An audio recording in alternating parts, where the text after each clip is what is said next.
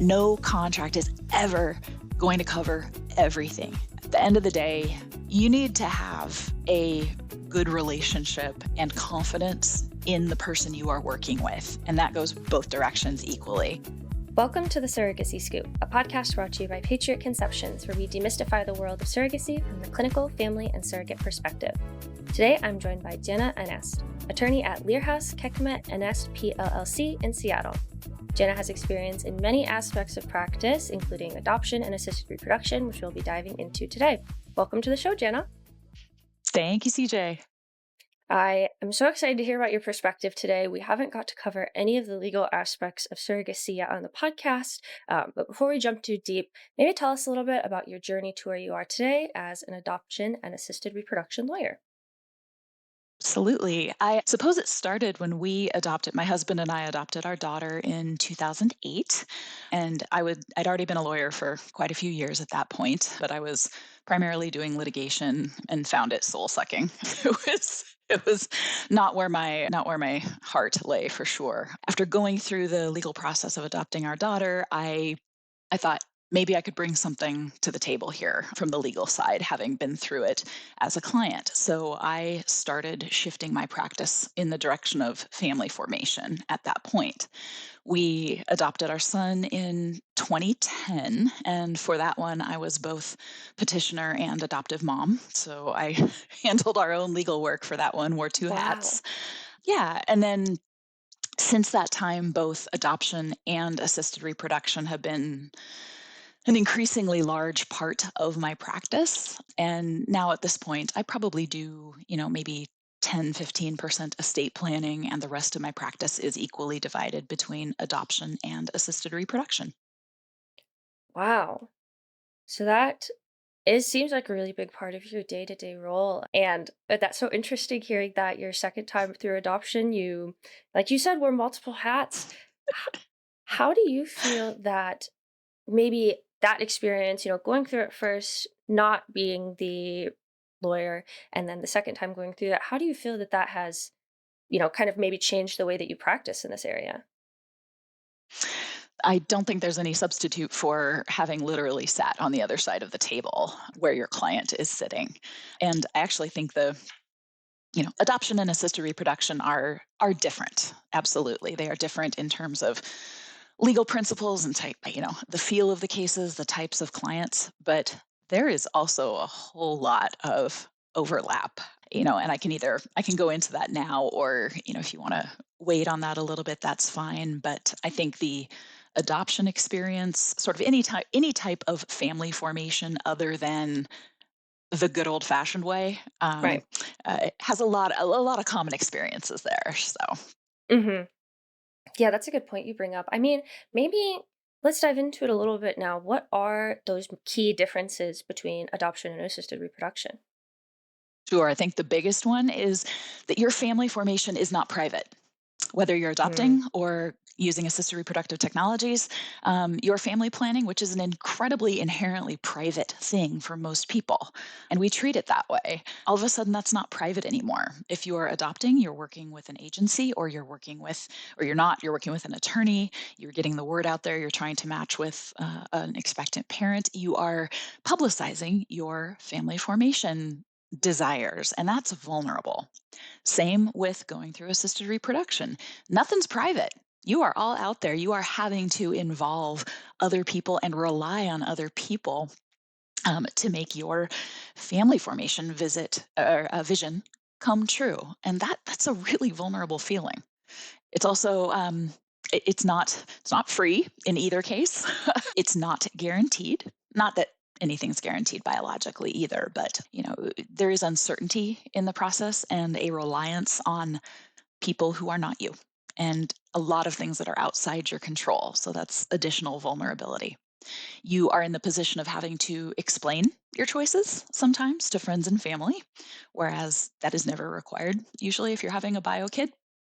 And you are outside the common range of experience of your friends and family. Most people just don't get it. Of course they don't. How would they? Whether it's adoption or assisted reproduction, you are now part of a different community. And it's not something that your friends and family don't know necessarily what to say or how to help you or how to support you. The good thing is that in both cases, you become part of a community that is really tight and defined and does have a lot of options and can help support you.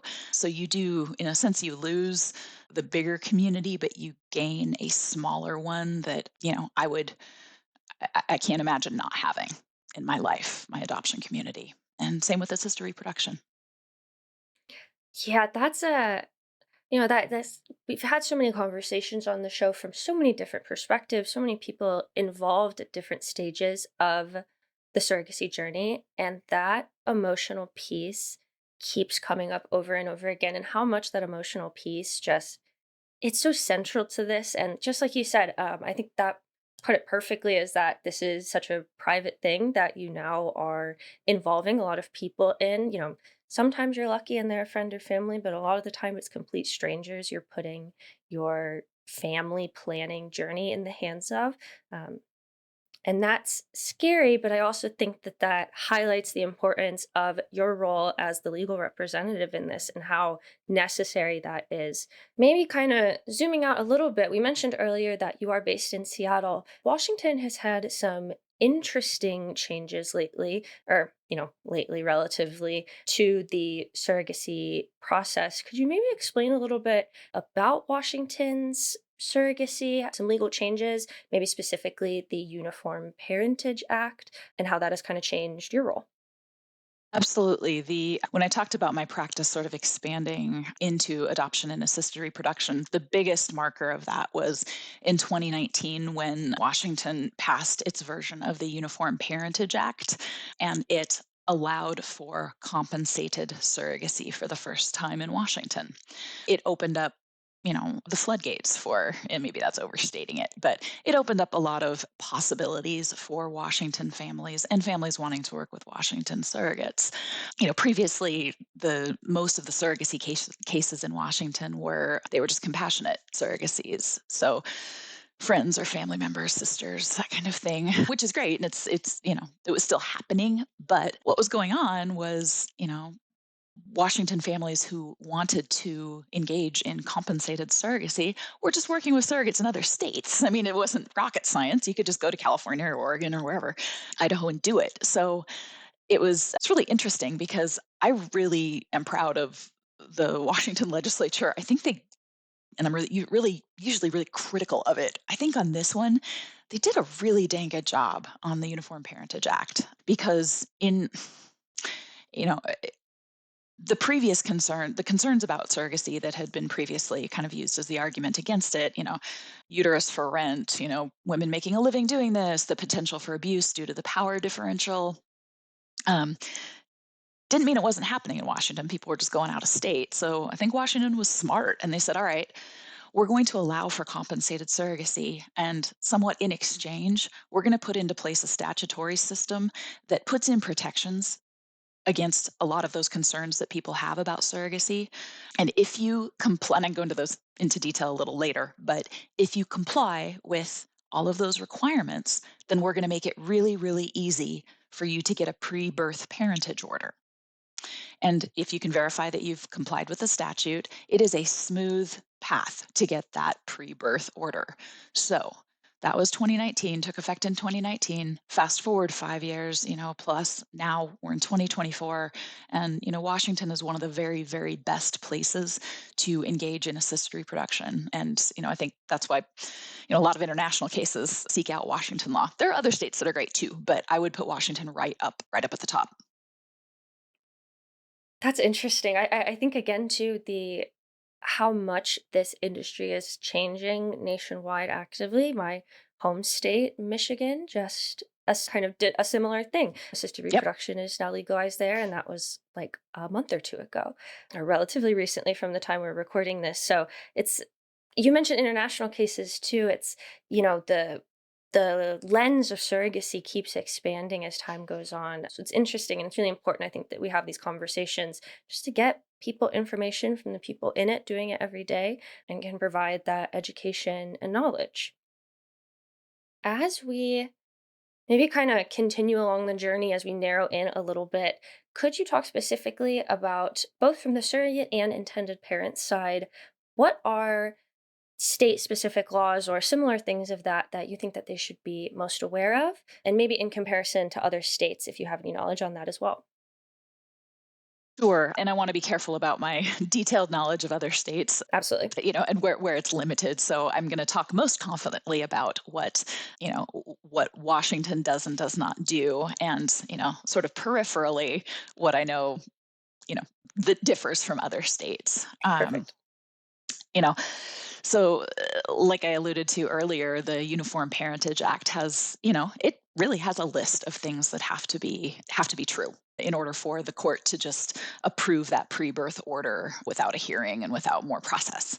I'm not going to give you the exhaustive list, but some of the key ones are that, both parties have to, and I should say, a lot of these requirements are things that most surrogacy agencies and clinics have long accepted as standard practice. And they're now codified into a statute in Washington, but it's not like they're new ideas and that no one else is doing it too, or that, there aren't any other eyeballs on it. There are requiring mental health and physical exams for birth parents and adoptive and intended parents, or sorry, GCs and intended parents.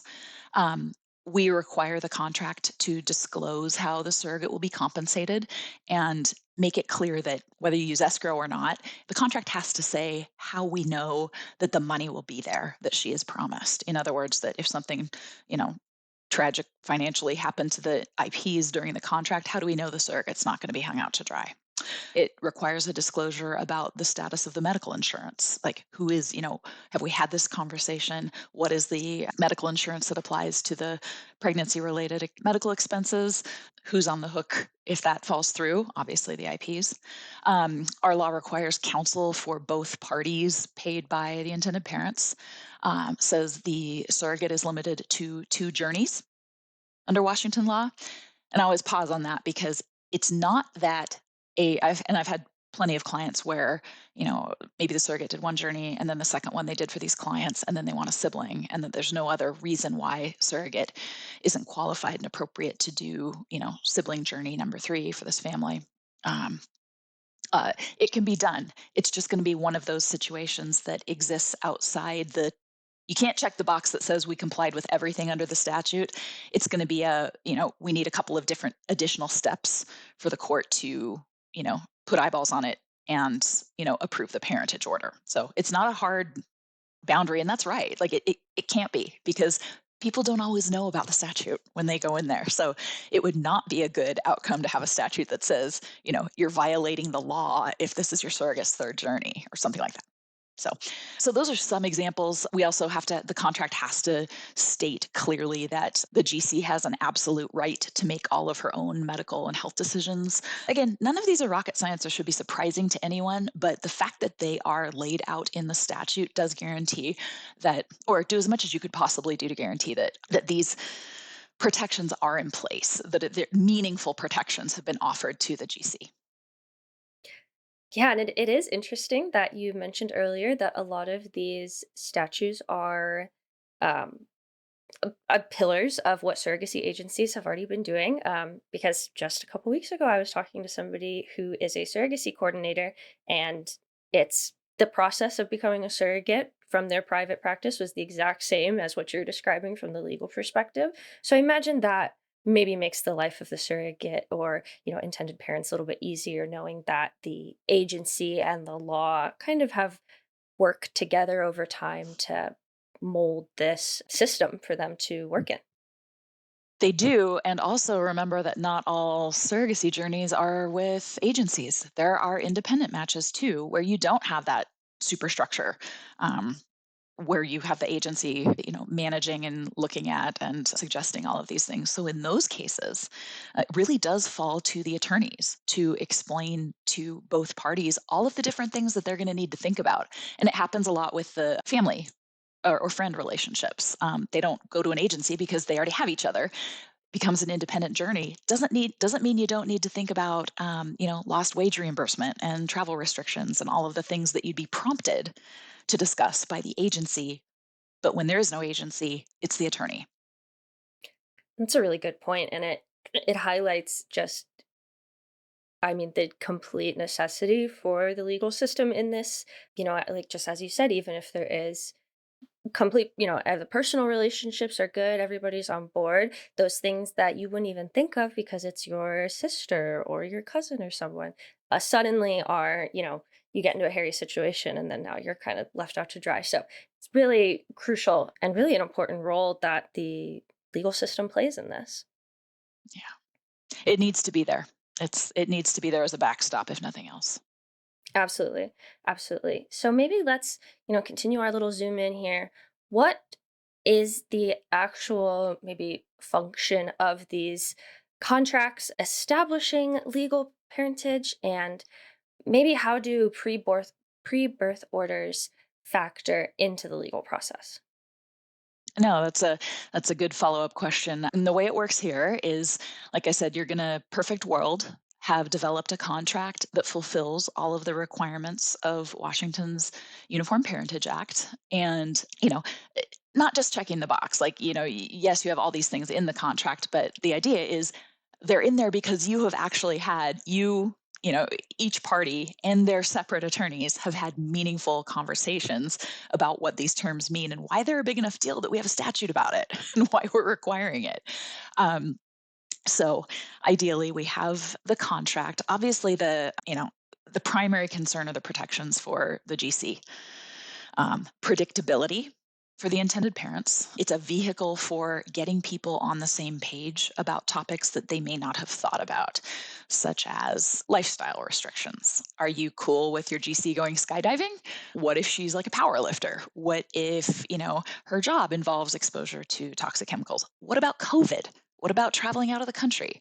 All of these things that, especially in the personal relationship cases, you're not going to think of these things because why would you? So, aligning everyone's expectations before there becomes an issue is always way better. And, the second really important point of the surrogacy contract is to say over and over and over again, to the point of total redundancy, that the GC is not a parent, is not going to assert or claim any parental rights or take any responsibilities. It's a totally double-edged sword there because not only does she have no parental rights, she needs to have no parental responsibilities either. She needs to be protected from any claim, like if something happened to the IPs during the pregnancy, it needs to be crystal clear that the state, the government, the family, whoever's left, does not look to her. She is not a parent. So, same with the IPs. It needs to be really clear that yes, they are taking all parental responsibilities, financial, physical custody, all of the things, and they also have all of the parental rights and decision making. They name the child. They are, once this child is here, they are the parents. Full stop. Hmm. Maybe a little bit of my curiosity coming in here. At what point is legal involved with this journey? Is it something that you come in working with the intended parents or surrogates before they even start? Or at what point, or maybe at what ideal point, would legal get involved? The contract has to be signed under Washington law. The contract has to be signed before any assisted reproduction procedures take place other than medical testing and the medical and psych evaluations. So before any clinic involved, and that's how it usually comes to us. It's the clinic's like, okay, surrogate's medically cleared. You guys are ready to go, but we don't do anything until we get that letter from your lawyers, called a legal clearance letter, saying that you guys have a contract and that all the important decisions have been made in that contract. What the clinic's concerned about a lot of the time is dispositional authority. If something goes wrong between the IPs or with the surrogate with embryos, they need to know who they're taking the instructions from. And enough bad things happened in the early days of assisted reproduction where clinics got caught in the middle. The clinics are a real driver behind having all of these legal documents in place. So they won't they won't start her on meds or anything like that until that legal clearance is done. So that's when we get involved. The clinic will put a stop to it. If somehow they made it that far without lawyers, the clinic will put the brakes on. Usually when I'm getting agency cases, I get it, a bit earlier. It's like surrogates usually, in the process of getting medical clearance, but they think she will. So they'll say, okay, you have, we'd like you to represent the IPs or the GC, and they'll have the attorney for the other side as well. I'll get a match sheet or some sort of term sheet that may or may not be binding. It's what the agency has, told the IPs and the GC to expect or to ask for in terms of the different financial terms. I've had some situations where the parties understand like that is the agreement, and you will write a contract that reflects it exactly. I've had other cases that say these are standard, but you guys just go ahead and negotiate it yourself, and where the one party or the other would like to change some of those terms. So those are interesting. And then once the contract is signed, there's kind of a quiet period while you're, getting pregnant, hopefully. And then about halfway through the pregnancy, I ask people to come back at that point, 4 or 5 months, something like that, so we can start that pre-birth order process. And that's like tons of time. Like we don't need anywhere near that amount of time, but there's no reason not to. Like you're past the first trimester, it's like fairly safe. Let's get the PBO midway through the pregnancy so that is just checked off the list and not something that anyone needs to be worrying about as the due date approaches. And again, getting that process is very quick and smooth and easy if you have that contract that you can say complies with all of the statutory requirements. Yeah, I mean, just the sheer importance of the contract and making sure that everybody's on the same page. It's funny. I was talking the last podcast, right before this, will have been with a intended parent coordinator, and I asked her about the legal aspect. And she was very clear that they do not touch it at all from the agency perspective. All of that is completely up to the legal side, and I really understand that Mhm. clear distinction now and why it's so important. And it's not uniform either. I mean, all agencies are not created equal. I think Yeah, what you just talked about is the right approach, but we have discussions, among the attorneys. The agencies they're trying to be they're well intended. Like they're trying to make sure that the process is moving along and the contract's moving along, but like they're they become involved in communications that really are attorney client relationship yeah, privilege type communications, and the parties like the GC especially or the IPs don't necessarily understand that. They're not thinking about it. Everybody wants the same thing. But so they're not thinking in terms of privileged communication, but it needs to be separate. The whole yeah. point of having each party represented, it needs to be separate from the agency too. So, Yeah, and that's a really important distinction that you just made about how everybody is represented individually. In your end, in your practice, do you represent both intended parents and surrogates GCs? We've been using it kind of interchangeably, but do yeah, you represent both? not at once, but I mean, Right. yes, Yes. absolutely. Yeah. Like over over time, yes, yes, and yeah, absolutely. Yes, either side. So pretty familiar with, and it's helpful to represent both sides because when I'm talking to intended parents who perhaps want what I would consider an unusual or sort of draconian requirement, I can say to them with full confidence, we can propose this, but you need to expect that the surrogate's attorney is going to advise her not to accept it. And she will push back for these reasons.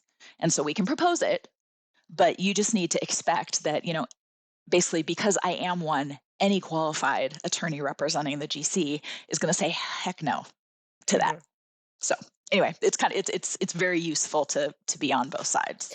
Oh, completely. Well, it just gives you so much more perspective. Yeah, and as you mentioned, into what everybody is going to want and what's reasonable, and it gives you just the ability to talk to both, even when at one time you're only representing one half of that. Maybe kind of continuing there, what are protections or maybe common terminology that both surrogates and intended parents should be aware of when in the legal process? Or I would say one big one is understanding, boy, trying to think terminology versus sort of thinking kind of the things that people are least likely to understand until they're kind of in it and have to be explained.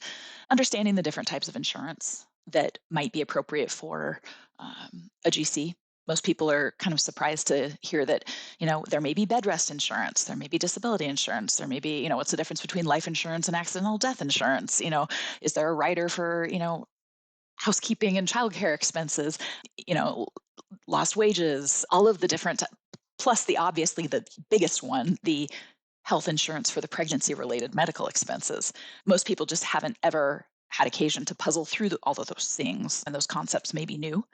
The medical insurance for the pregnancy related medical experience or expenses is probably the biggest, I don't know about surprise, but it can be the most financially impactful, undecided issue when the contract comes to me. Because if, some GCs have a health insurance policy that will cover their pregnancy, and that's great. But insurance companies are getting increasingly wise to surrogacy arrangements and have started to say that, well, okay, my insured, if you are, not just getting reimbursed for expenses for, but you are actually profiting off of a pregnancy for which we are paying for your medical expenses, we get a cut of that. We have a lien, we get some of that back. And they're allowed, I don't, we're all interested watching to see how enforceable that would be if push came to shove. I'm not aware of any appellate cases on that yet, as sometime it's going to get challenged. But for now, those liens are enforceable. So if your surrogate has a medical insurance plan that has a surrogacy exclusion like that, the IPs need to know that they need to be looking elsewhere for medical coverage. Right now, is a great time of year because the ACA plans are opening up. There are, at least as of last year, there are uh, plans that are surrogacy friendly in Washington, and they're, relatively cost effective. If it's not an open enrollment time of year, there are private insurance companies like an Art Risk that provide products for assisted reproduction situations like this. Really expensive. So that can be a real shocker to people. Speaking of shockers and expensive, escrow. Virtually any agency is going to require that the intended parents fund the bulk of, well, it'll be the base compensation plus like a lot of extra, and they'll want it in the escrow account right from the jump. So it's going to be a big upfront payment. Obviously, the reason for that is you want to make sure that the money is actually there for the GC in case something happens to the IPs along the way. So it makes sense, but that can sometimes be an eye opener for IPs when they're going into it.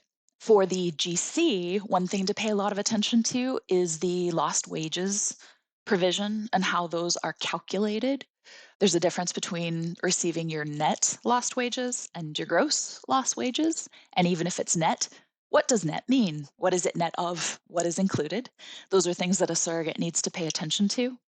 Another potential trouble spot is every contract's going to say the surrogate needs to sign a HIPAA release so that the IPs can be privy to her pregnancy related communications and records with the doctor. Okay, cool, fine. Those are revocable.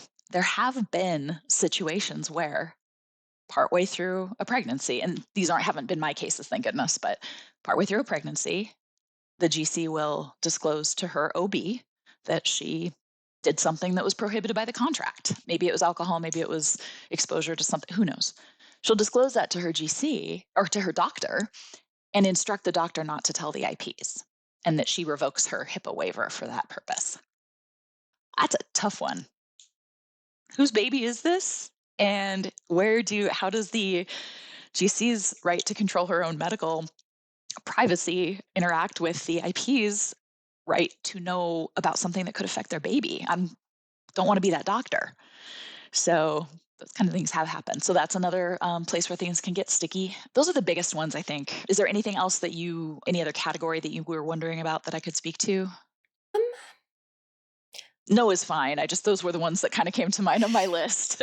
yeah, the health insurance piece and those individual exclusions, like you said, and even, healthcare as an industry and healthcare insurance changes all the time, like year to Yeah. year. And that's really intense and a lot to keep up with. I find a lot of people, maybe have an understanding of their plan 3 years ago, but of course, it's like a completely different world now. Things have completely changed, especially in the health insurance world. So that I imagine the like healthcare piece of it for both parties is something that you might not even consider to be as enormous of a piece as it is.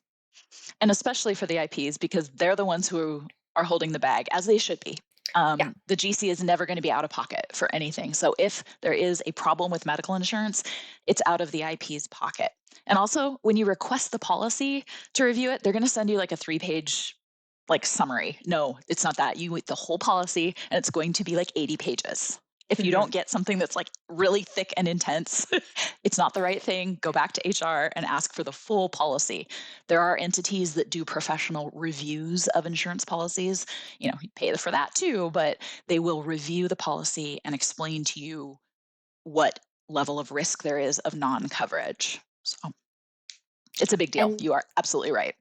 yeah, and I imagine it's the case that those health insurance or just, all of those healthcare related clauses are ironed out in the original contract. That's something that's done before you even start any of the medical process.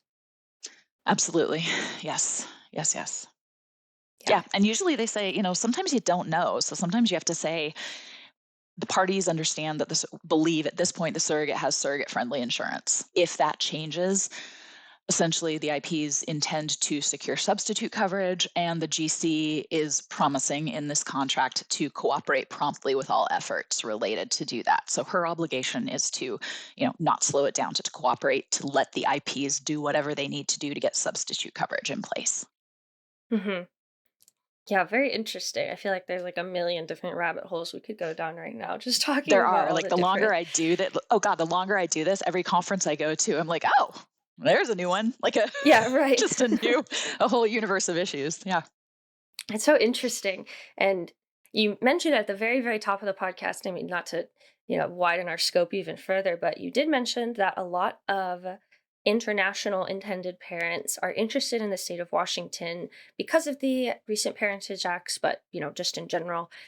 Could you talk maybe a little bit about how the legal framework differs from someone who's based in the US versus someone who's international? Yeah, I mean, I would say that the basic legal framework is the same, but okay, so Washington will have jurisdiction if the baby's born here, if the GC lives here, if the IPs live here, or if any medical procedure related to the assisted reproduction happens here. That one's a really thin thread, but it seems to be holding. So, and it's been used in some cases to leverage Washington jurisdiction because it's easier than Oregon in most cases. Um, so for international cases, there are extra considerations, and the degree to which they can show up in the contract is can vary. But some of those extra considerations are, well, first of all, there's more reliance on the connecting agency, and international cases are almost always agency cases. You kind of have to. There's more reliance on the agency because often there is a language barrier or a cultural barrier for sure. You need that agency in an international relationship. Some of the extra considerations are possibly requiring in the contract that the intended parents be in the country, in the state, at a certain amount of time before birth, because the idea is if for some reason they are prevented from getting here, we don't want anybody looking to the GC to be the responsible person. They can appoint, and or they can appoint someone in the state to be responsible for custody if for some reason they can't get there. This happened during COVID. We had Chinese IPs who could not come, and babies were born here, and the intended parents could not get here. And the hospitals will look at anybody. I mean, they're going to try to get paid, and this baby needed to go somewhere. Is it CPS? What do we do? So that's a real thing. Another one is possibly requiring proof of health insurance for the child earlier in the pregnancy, proof that the IPs, that the child will be covered early, because you just don't know as much with international cases. What is their policy going to say? Some countries like Australia, I don't want to say this wrong, but I believe they actually prohibit surrogacy or prohibit any sort of transfer of parental rights. So for Australian folks, it's extra critical that we get that pre birth order of pregnancy or of parentage, because that way there is no transfer of parental rights. The surrogate never had them to begin with because of that pre birth order. So Australian folks are very focused on that. Some to avoid a transfer of parentage, which would violate Australian law. Many countries want a post birth order in addition to pre birth. From Washington's legal perspective, you don't need it. But with international cases, you tend to do what the country says just because that's easier and they can require it. Fine, you just go get a pre birth order too. It's totally redundant from a domestic perspective. But if France wants it, cool. Um, I think international cases can sometimes feel more transactional because there is less likely to be an actual relationship between the GC and the IPs.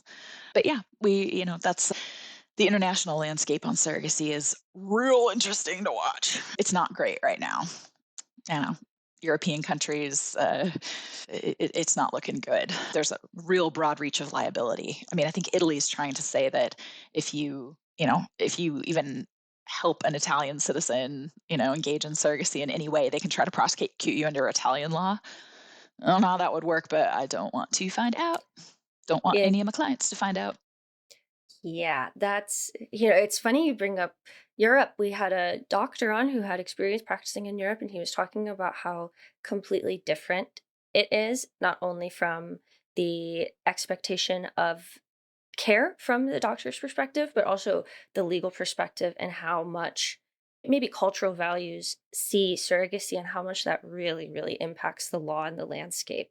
Um, I think that's yeah, a really wise point. That's one of the topics that we're batting around tackling at one of our Academy of Adoption and Assisted Reproduction Attorney Quad A conferences coming up is really that is cultural attitudes toward, if you want to call it alternative family formation, whether it's adoption or assisted reproduction.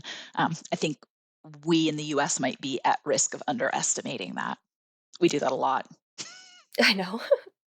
Yeah, that was I really hadn't considered the cultural values. And not to dive too deep into this, but it is something that maybe just because it's so normal here, we have a lot of celebrities who have done surrogacy, just a lot of people in the media. It's very normal here in a way that we, might be a little naive to when other countries have different feelings about it from, like we just said, a cultural standpoint. So it's very interesting.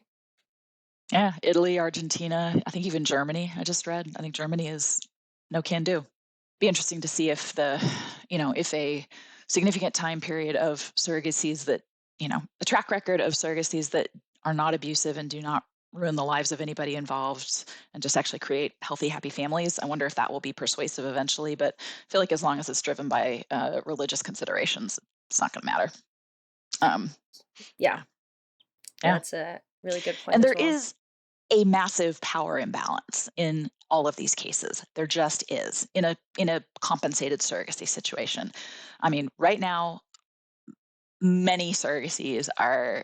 I mean, you got to have money. It just sucks, but you do. Like this is a I wouldn't say a one percenter thing, but it's a you have resources if you are able to pursue surrogacy, and the majority of surrogates motivations are never one thing. For it's never just because they want to make money. It's never just because they love being pregnant. It's never just because they want to help somebody have a family. It's always a mixture, and that is okay, but we are terrible at holding, you know, multiple motivations and ambiguities all at once and being okay with that. We tend to go to the extreme and say, it's just baby factories or, it's going to abuse all of these women who, that's why we have the site counseling. That's why we have a meaningful representation requirement. Because I think more than anything, the concerns that motivated our statute to come out the way it did are about the power imbalance. And you have to acknowledge it. I think it's irresponsible not to. That was my Yeah, tangent. Sorry. I feel like it's no. important. Yeah, oh, 100%. I completely agree. You need that awareness almost, and pretending that it's not there is, I imagine, Not potentially very serving anybody. dangerous. Yeah, absolutely. Well, I think we have covered so many important aspects of this. Honestly, we could like sit here and talk for another hour. I'm so curious just about every facet of your role. But maybe as we try and land this thing here, what are maybe some key points or some key important nuggets of information you'd like to leave with our audience of generally curious intended parents or curious potential surrogates? Maybe this will be surprising, but I actually think one of the most important parts of any surrogacy arrangement are the non-contractual parts. I think, you know, the important terms of a contract are highlighted pretty well in the Washington statute and repeated by most agencies and attorneys and clinics.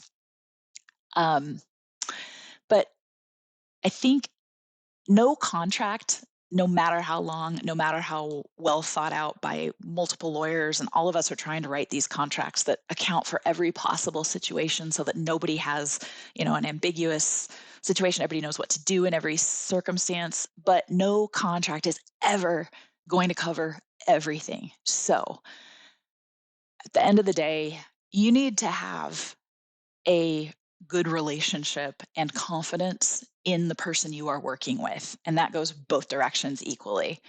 Um, you need to have a good feeling, a gut feeling, an actual relationship. I understand with agencies, there is a middleman with that relationship. But, the agencies I appreciate the most are ones that allow and encourage a direct relationship between the IPs and the surrogate, because there is no contract that will ever cover the something this personal and emotional and financial and legal. But the end of the day, you need to be able to trust one another to act in good faith because, like I said, there is no contract that will come up with that will, you know, prognosticate every possible situation.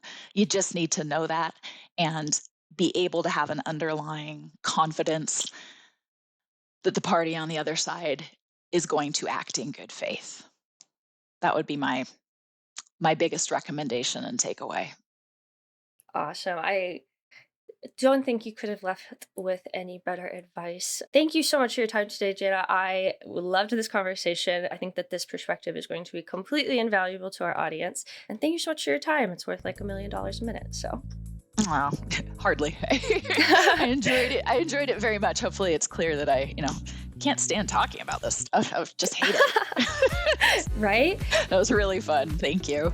Awesome. Thank you so much for listening, and we hope to see you on the next episode. Thank you for listening to this episode of the Surrogacy Scoop, and I hope you found value in this meaningful conversation. For all resources mentioned in the episode, or to connect with Patriot Conceptions online, visit the description. Don't forget to subscribe on your favorite podcast hosting platform, and share this episode with those in your life who may be interested in getting involved.